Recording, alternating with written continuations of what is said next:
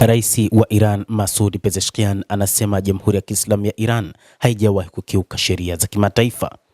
Rais wa Jamhuri ya Kiislamu ya Iran Masoud Pezeshkian amesisitiza kuwa Iran haijawahi kukiuka sheria za kimataifa. Rais huyo amesema kupitia mazungumzo ya simu na Bi Sanae Takaichi, waziri mkuu wa Japan, kuwa amemfahamisha bayana kuwa Iran haijawahi kamwe kutaka kuvuruga utulivu katika eneo la Asia Magharibi. Amesema kinyume chake ni Marekani na utawala wa Israel ndio uliovuruga amani na utulivu kwa kufanya uchokozi dhidi ya Iran na kumuua kiongozi wa mkuu wa serikali ya mapinduzi ya Kiislamu ya Iran Ayatollah Khamenei. Mataifa ya Magharibi pamoja na Marekani na Israel zimeeneza propaganda ulimwenguni kwamba Iran imekiuka taratibu za Umoja wa Mataifa na kwamba imekiuka sheria za kimataifa. Hata hivyo, moja kati ya mambo ambayo yanatajwa kwa namna Iran ilivyokiuka sheria za kimataifa ni namna ambavyo iliwashambulia raia waliokuwa wakiandamana, na Marekani ikaamua kuingilia kati na kuishambulia Iran kwa kile ilichosema kwamba kwa kuwa wananchi wanataka kuondoa utawala wa Jamhuri ya Kiislamu ya Iran unaokiuka sheria za kimataifa, kwa kuwa wanataka mabomu ya nyuklia, basi wanapaswa kushambuliwa.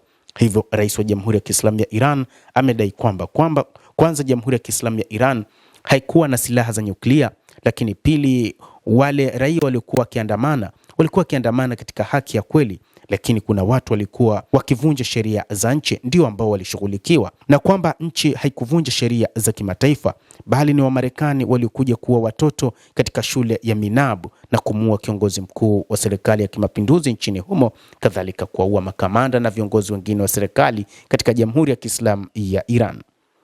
Rais Masoud Pezeshkian amesema kwamba utawala wa Israel pamoja na Marekani ulianzisha uchokozi dhidi ya Jamhuri ya Kiislamu ya Iran.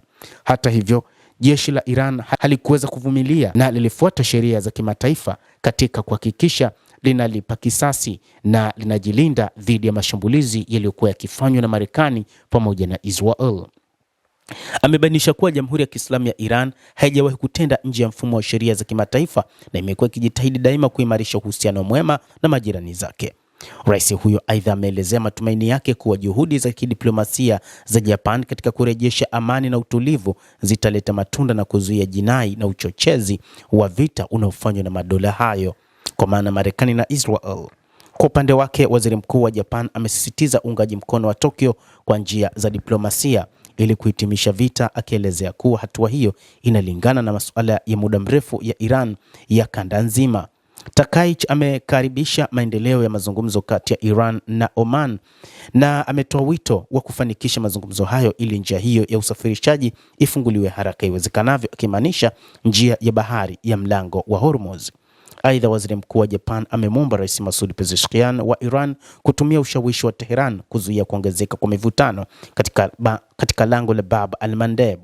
Katika mazungumzo hayo ya simu, viongozi wa nchi hizo mbili walisisitiza azma yao ya kuendeleza mazungumzo na kukuza uhusiano wa kihistoria uliopo kati ya mataifa hayo. Endelea kutufuatilia mtazamaji, lakini ni kusihi usisahau kulike, usisahau kucomment, kadhalika usisahau kusubscribe channel yetu hii ili upate habari hizi kwa mapana kupitia The World News. Naitwa Dam Hussein, endelea kuwa nasi wakati wote, endelea kutufuatilia ujue ni nini kinachojiri katika ulimwengu, utaweza kufahamu kwa mapana zaidi.